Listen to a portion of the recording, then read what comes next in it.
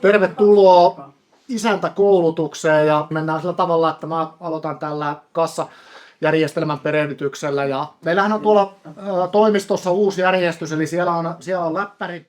Toimistolla isännällä on käytössä tietokone ja sen yhteydessä oleva kassajärjestelmä. Tässä kannettavan tietokoneen näytössä näkyy isännällä info-sähköposti ja siitä pystyy seuraamaan sitten näitä tulleita sähköposteja ja varausvahvistuksia. Toimiston kannettavan koneen tunnukset löytyy toimiston koneen päältä ja sähköpostin ja tämän yrittäjän paneelin kaikki salasanat ja tunnukset on koneella valmiina, joten vain kirjautuminen sisään riittää ja ohjelman avaaminen. Isommalla näytöllä tässä oikealla puolella löytyy tämä Joikun yrittäjäpaneeli. Eli tällä yrittäjäpaneelilla isäntä pystyy tekemään varauksia ja hoitamaan kassaa. Tämän lisäksi täällä on välilehti ja siltä välilehdeltä löytyy Etelälahden verkkosivut. Etelälahden verkkosivuilta isäntä voi katsoa esimerkiksi järjestyssääntöjä, kaikkia ohjeita. Isännälle löytyy sieltä myöskin Isäntävuorot välilehti, josta isäntä voi sitten katsoa näitä isäntäohjeita ja isäntävideoita. Ja tästä yrittäjäpaneelilla on käytössä etusivu, varaukset ja kassa. Tältä etusivulta isäntä voi helposti nähdä kuluvan päivän tärkeimmät tapahtumat ja myöskin lähtevät varaukset.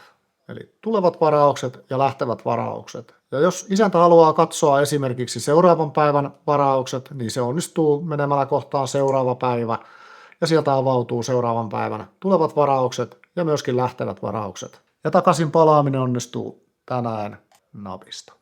Välilehdeltä varaukset. Isäntä voi katsoa olemassa olevia varauksia varauskalenterista. Täältä valitaan kohta listat. Maanantain listaus ajalta 4.5. Tästä isäntä pystyy katsomaan koko viikon tapahtumat. Mikäli haluaa mennä seuraavalle viikolle, niin nuoli oikealle. Varaukset välilehdeltä kohdasta uusi varaus. Isäntä voi varata asiakkaalle tilaussaunan, pesukoneet, kuivausrummut, astianpesukoneen tai vaikka vaunun pesulaitteen. Tällöin isäntä valitsee hae kohteita ja täältä valitse kohde. Isäntä valitsee tilaussauna ja valitse.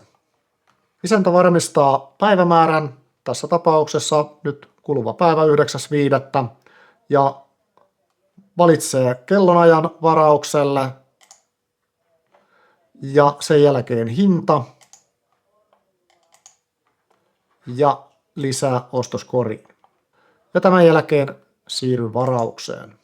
Ja tällöin isäntä kirjoittaa varaajan nimen ja muita tietoja välilehdelle ei tarvitse tässä tapauksessa täyttää. Isäntä voi myöskin poistaa lähetä varausvahvistus asiakkaalle, lähetä varausvahvistus itselle ja tee tuloselvitys pois.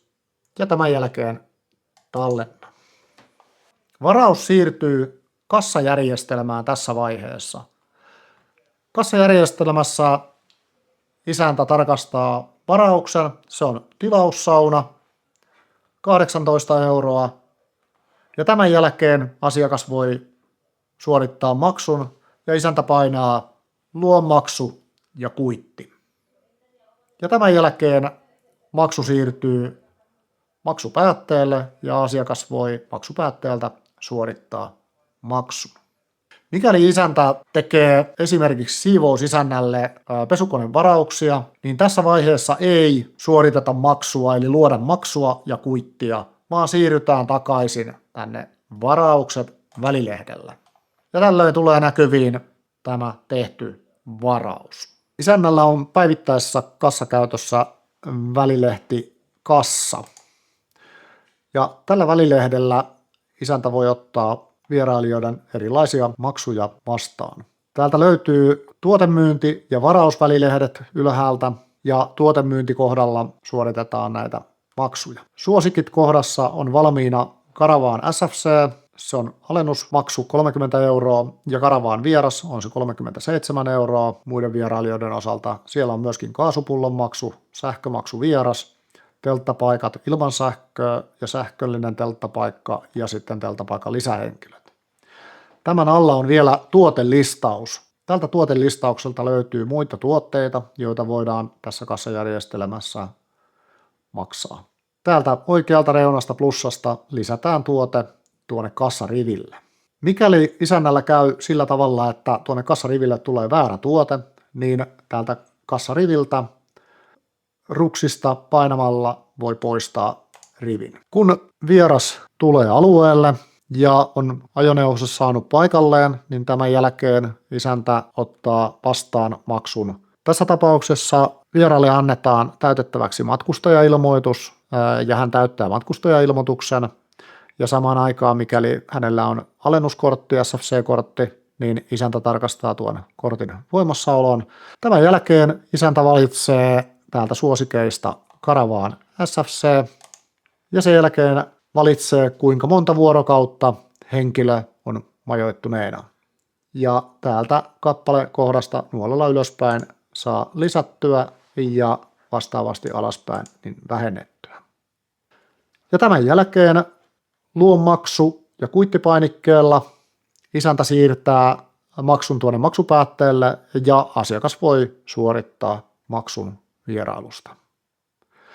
Isäntä säilyttää matkustajailmoituksen säilytyslaatikossa kohdassa paikalla olijat.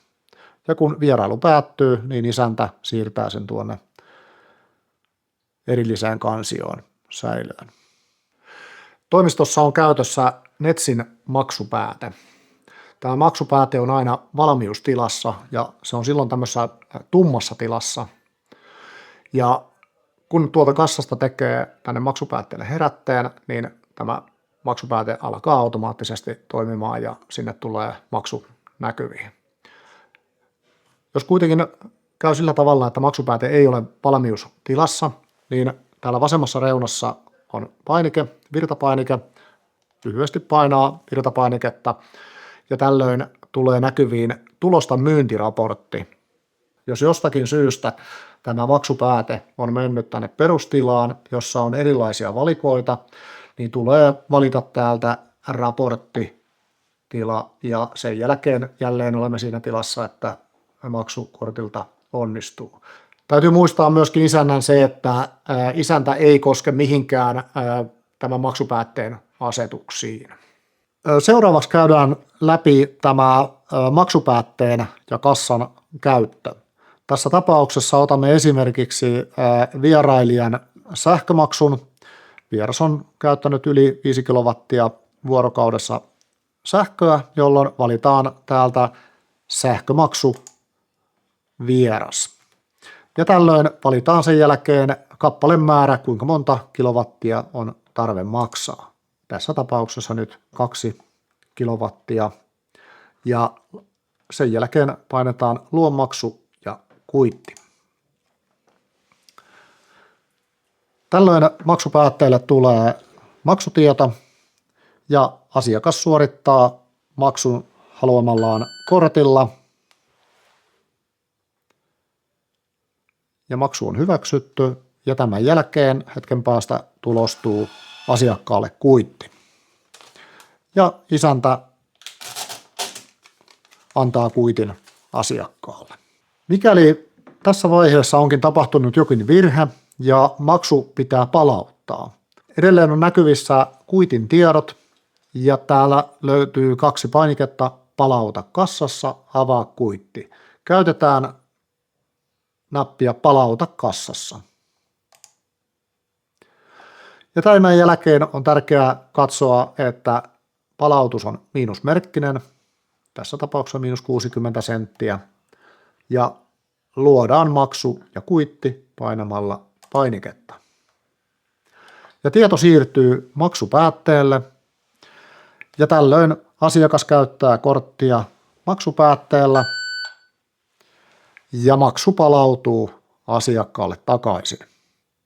Ja hetken päästä tulostuu palautuskuitti. Ja palautuskuitti annetaan asiakkaalle.